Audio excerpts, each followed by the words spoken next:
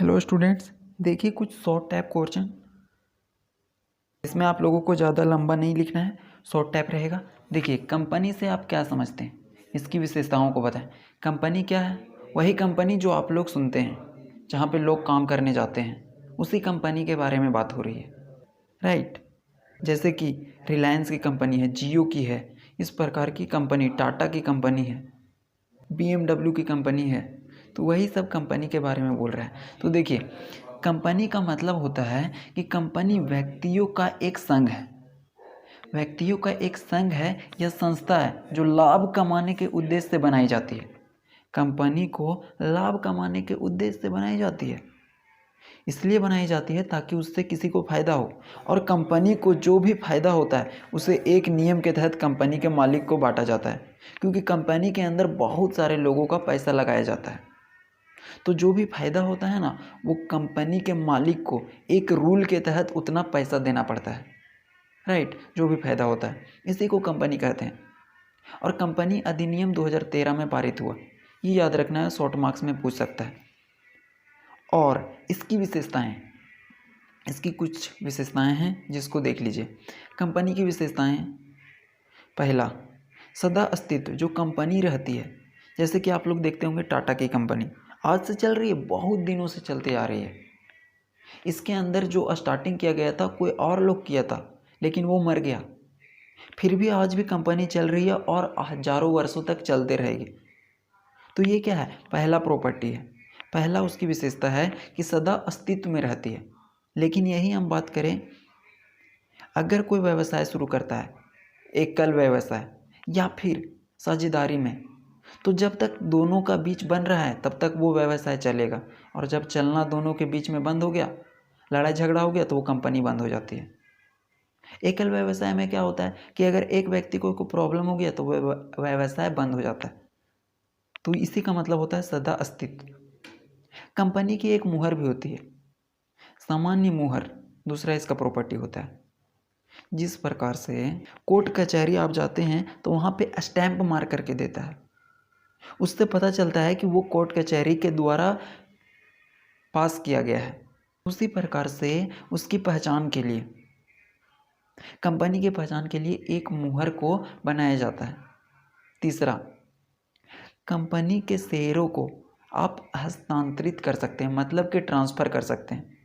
जैसे कि किसी का नौकरी लगता है तो एक राज्य से दूसरे राज्य में ट्रांसफ़र कर सकता है। उसी प्रकार से कंपनी के अंदर जो भी शेयर होगा, आप यदि कोई शेयर खरीदते हैं, क्योंकि उसमें कोई भी इंसान शेयर खरीद सकता है।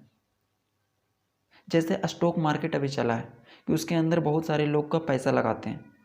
तो जब पैसा लगाते हैं तो उसको वो बदल सकते हैं। जब उसके अंदर हानि होना शुरू हो जाए, कंपनी में अगर घोटाला होना शुरू हो जाए, वो घटना शुरू हो जाए, तो वो उसको बेच करके निकल सकते हैं।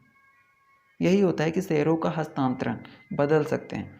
चौथा, अलग कानून इकाई।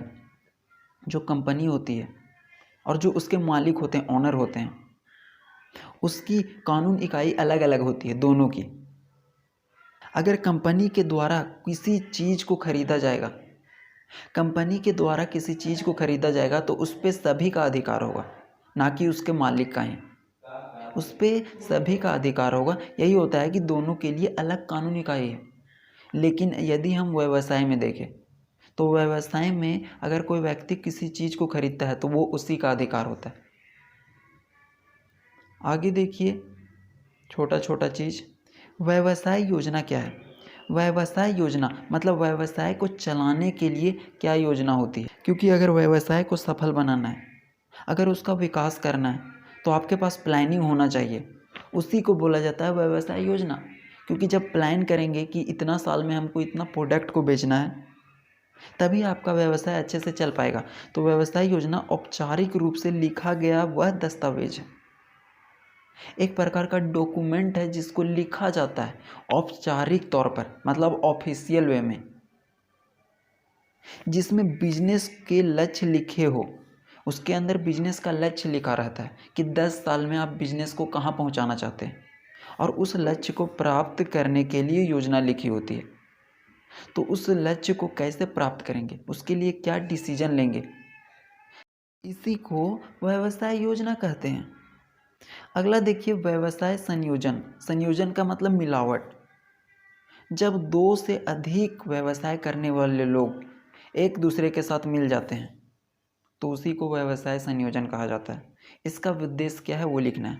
तो देखिए, दो या दो से अधिक व्यावसायिक इकाई, जब दो या दो से अधिक लोग जो व्यवसाय करते हैं और समान व्यवसाय करते हैं और अपने लाभ को बढ़ाने के लिए आपस में मिल जाते हैं तो उसे व्यवसाय संयोजन कहा जाता है।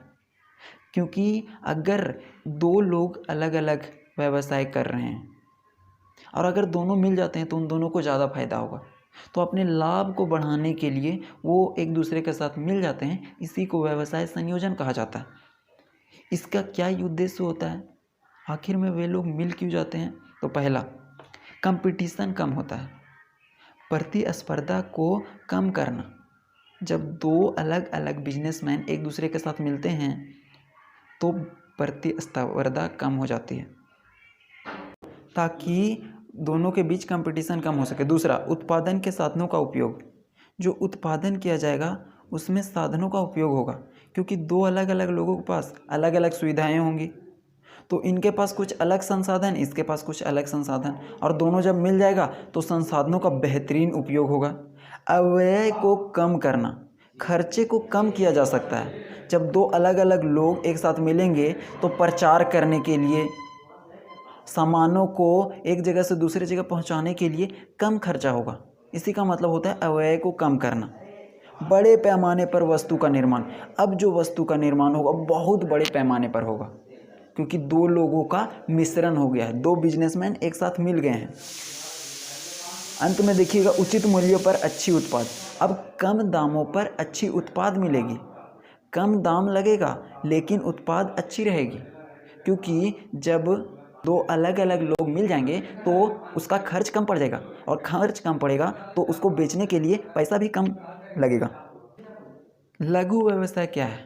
इसका नाम से ही जान रहे हैं कि लघु व्यवसाय ऐसा व्यवसाय जो छोटे स्तर पर किया जाता है, जिसमें कम पूंजी लगती है, उसी को लघु व्यवसाय कहा जाता है। तो लघु व्यवसाय का मतलब ऐसा काम जो छोटे पैमाने पर शुरू किया जाता है, यहाँ तक कि घर से भी शुरू किया जाता है, उसी को लघु व्यवसाय कहते हैं। घर से भी यदि किसी व्यवसाय को शुरू किया जाएगा ना तो वो भी लघु व्यवसाय होगा। जैसे घर में क्या बनाते हैं, टोकरी बनाया जाता था, जूता को बनाया जाता है, तो ये सब लघु व्यवसाय के अंतर्गत आ जाते हैं। तो इसी को बोलते हैं जो ऐसा व्यवसाय जो छोटे पैमाने पर छोटे पूंजी के साथ शुरू किया जा सकता है, उसी को लघु व्यवसाय कहते हैं। थैंक